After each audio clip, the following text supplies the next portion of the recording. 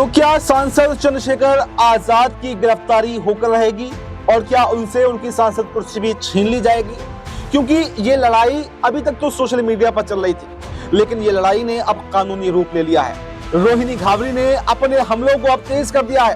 वो पहले महिला आयोग गई, महिला आयोग के बाद में दिल्ली पुलिस कमिश्नर को भी उन्होंने लेटर लिख दिया है और यहां तक भी वो सीमित नहीं रही, अब सीधे प्रधानमंत्री नरेंद्र मोदी से उन्होंने गुहार लगाई है और सोशल मीडिया पर एक पोस्ट भी उन्होंने किया है। आइए आपको बताते हैं कि सोशल मीडिया पर उन्होंने क्या पोस्ट किया है, जिसके बाद में अब चर्चाएं जो हैं वो सांसद चंद्रशेखर आजाद के खिलाफ और भी ज्यादा हो गई हैं। यहाँ पर रोहिणी घावरी लिखती हैं कि प्रिय प्रधानमंत्री जी, मैंने भारत की बेटी होने के नाते विश्व पटल पर हमेशा अपने देश का मान सम्मान बढ़ाने का हर संभव प्रयास किया है, लेकिन अब बात न्याय, आत्मसम्मान, स्वाभिमान की है तो मैं चाहती हूं कि मेरे साथ में न्याय हो।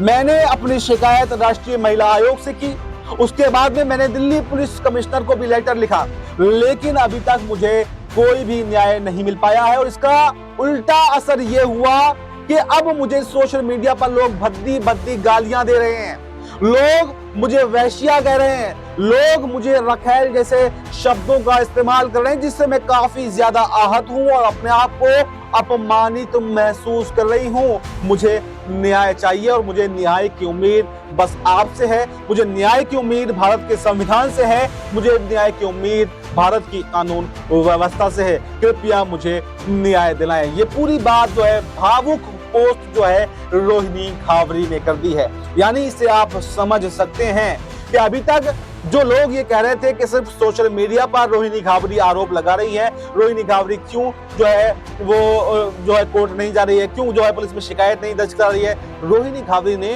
अब सभी कानूनी दरवाजे खटखटा दिए हैं। महिला आयोग वो पहुंच चुकी हैं और पुलिस में शिकायत भी दर्ज करा दी है, यानी कि दिल्ली पुलिस कमिश्नर को उन्होंने सीधे सीधे पत्र लिखा है और उन्होंने ये भी कहा है कि अगर जरूरत कोर्ट की पड़ी तो वो कोर्ट भी जाएंगी, लेकिन न्याय उनको वो लेकर रहेंगी। और जो अन्याय उनके साथ में चंद्रशेखर आजाद ने किया है, जो तथाकथित जो है न्याय के पुजारी बने बैठे हैं, जो दूसरों का शोषण कर रहे हैं, ऐसे लोगों को समाज में रहने की जरूरत नहीं है, यहां तक उन्होंने कह दिया है।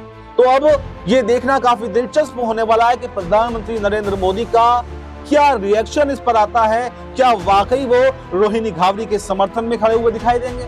और अगर रोहिणी घावरी के समर्थन में वो आ गए तो सांसद चंद्रशेखर की बड़ी मुश्किलें बढ़ सकती हैं और उनकी सांसदी फिर रद्द होकर रहेगी। तो ऐसी सिचुएशन आखिर बनी क्यों और क्या वाकई चंद्रशेखर आजाद ने इतना बड़ा गुनाह किया है, जो दबे कुचले लोगों की आवाजों को उठाने का काम करते हैं, जो ये कहते हैं कि वो इतने छोटे से परिवार से उठकर यहाँ तक पहुंचे हैं, उन्होंने समाज में वंचितों की आवाज उठाई है, अल्पसंख्यकों की आवाज उठाई है, शोषित वंचित लोगों की आवाज उठाई है, तो क्या वो व्यक्ति इस तरह का काम भी कर सकता है? ये लोग जो है सोशल मीडिया पर लगातार पूछ रहे हैं। और अगर ऐसा उन्होंने वाकई किया है तो अब लोग उनके खिलाफ भी उतर गए हैं, कह रहे हैं अगर वाकई ये बात साबित हो जाती है कि अगर रोहिणी के साथ में अन्याय हुआ है तो फिर ऐसे इंसान को समाज में रहने का कोई अधिकार नहीं है।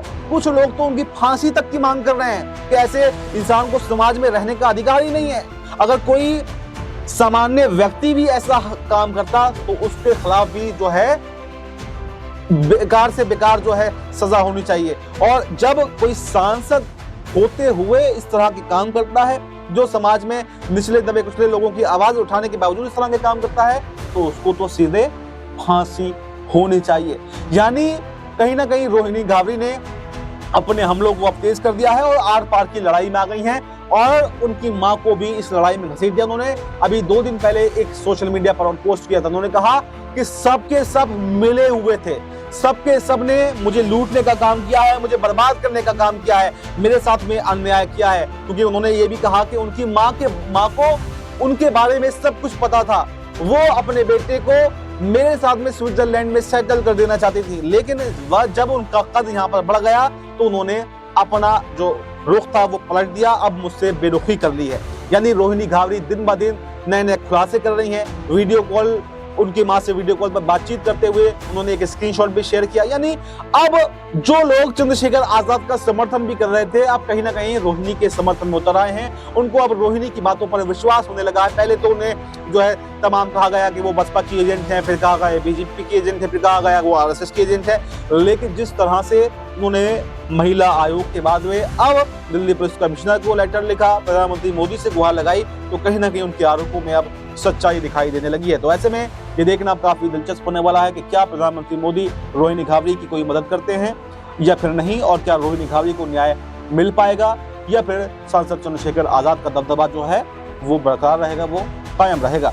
इस रिपोर्ट पर आपकी क्या राय है? आपकी जो भी राय हो कमेंट बॉक्स में जरूर दें, और फिलहाल हमें दीजिए इजाजत। नमस्कार।